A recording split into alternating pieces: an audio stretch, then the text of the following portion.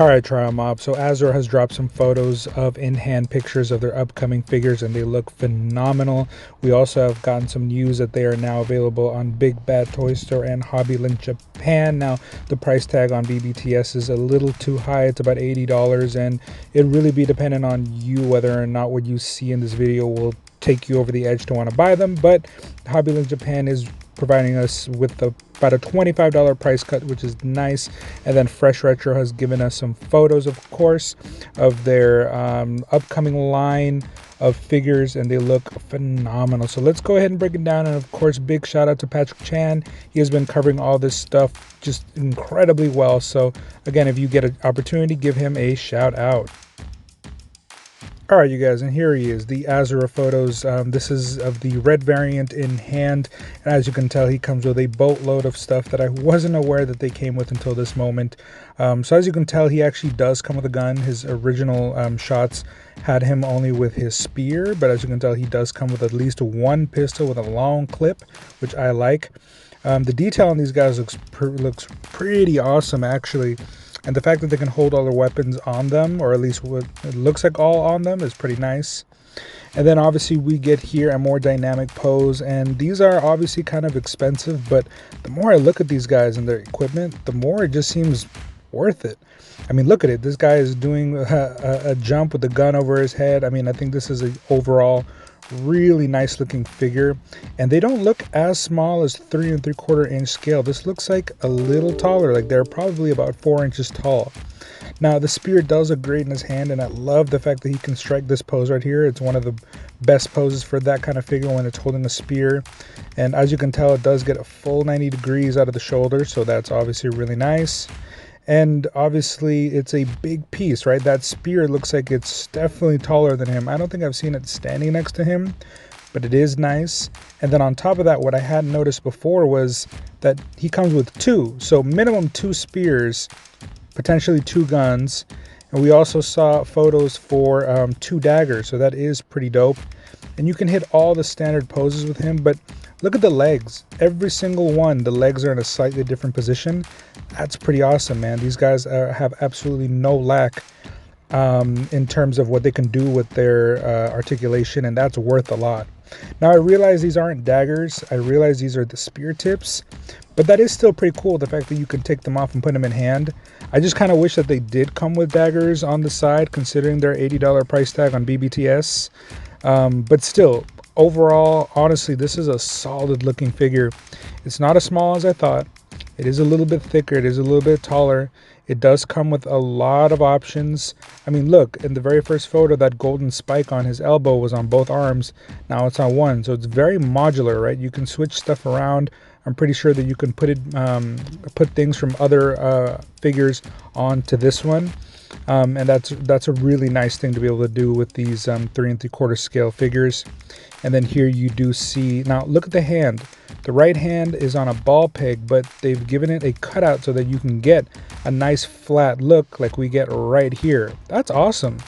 That is awesome that you can get that level of articulation out of a ball hinge, or excuse me, just a ball peg without the hinge, which is really nice. So again, I think this might be worth it to you. I really like this piece, and I really hope that all the other figures that we end up getting, regardless of their faction, because again, I mentioned the other day that we might see some bad guys, like the dude with the red axe, or excuse me, with the red armor and the giant axe. So regardless of price point, I think these are knock out of the park figures. That it really is just depending on you whether or not the price tag justifies it for you. Maybe that Hobby Link Japan might be the one that does it for me. Now, switching over to the Fresh Retro side, we do see some of those mechs that I showed you guys yesterday in box. So this right here is actually in a stand outside of the box, and as you can tell, wow, that is a really cool looking figure. I don't think that this is one of the 2 that we saw in box, but damn, these guys are highly articulated. And again, this is supposed to be a 1/18 scale, so I'm not sure if we're looking at, let's say, an Acid Rain sized character, or is this larger, maybe more in scale with the interceptors, the camel bots, you know what I'm referring to. So I couldn't tell you what the actual scale is here, but these guys look awesome. Look at how high he's kicking. Like, that's a pretty good engineering for what's a fairly bulky cybernetic character. So I think that that is pretty awesome. But what's cool about that is that there's also a little bit of variety within the soldiers, right? So this seems to be more of a light mech or light android. And then on this side, we see the ginormous. I mean, look how buff this guy is. Now, I believe this is the one that we actually saw in package yesterday. And I wish we could get a better shot of that gun because it does look pretty cool. But I'm getting some straight StarCraft vibes out of this.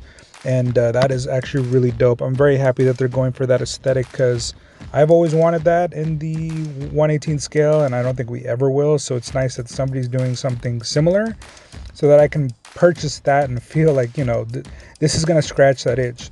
And it looks like the articulation on these ones are probably going to be just as tight. So, you'll get the full range of motion out of these guys. It usually isn't that hard to do with robots. Human characters sometimes are a bit more difficult, but I think with this one, they're definitely knocking out of the park. Now, this one here looks a little bit different. This one looks a little bit, it looks like he's holding some kind of sword or machete, and he seems to be a hybrid in between size-wise. He looks a little slimmer than the one before, while still being kind of bulkier than the very first one I showed you guys. And what's really cool is that we see right there the hand of somebody holding on as he's about to whack him. So that's really cool. And then obviously you can see right there some kind of shield. So some of them are going to have weapons, like long range weapons, and some of them are going to have close range weapons. That's pretty dope. I think that, if they can continue this kind of overall look, these are going to be really good and quick sales.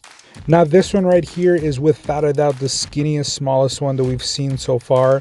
And again, I am curious to know whether or not this is... Actually, this might be the same as the first one. If somebody could confirm that for me, I'd appreciate it. But it looks like there's at least 3 different sizes: small, medium, and large. And I'm talking about the overall bulk, because they might be about the same height, but I would like to see some kind of size difference. That would definitely make each one that much more individual and unique to buy. Right, this is more of an infiltrator, the other one's more of a heavy trooper. That is really dope. But just the level of articulation, the colors, a lot that we see here, these almost look like Chappie. If you guys have watched that movie, this kind of reminds me a lot of that.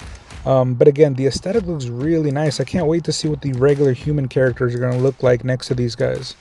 Now, obviously, these guys are going to be very well dynamically posed, and so far I'm sold specifically on these guys. I think they look great. I think so far the overall presentation is really nice. It's really just going to come down to what the price point is going to be like. With the Azure guys, I think that if you can strike a good balance, if I can get it for what Skellywags told me we can get it for, which is about 50-ish from Hobbylink Japan, I think that's the sweet spot for me. So I might end up picking one of those guys up. But for the fresh retro pieces, it'll really be dependent on that price point, because these do look kind of large, and that may make the price point fluctuate. But let me know what you guys think. Would you guys still buy this at a $70 price tag, or is there a better price for you?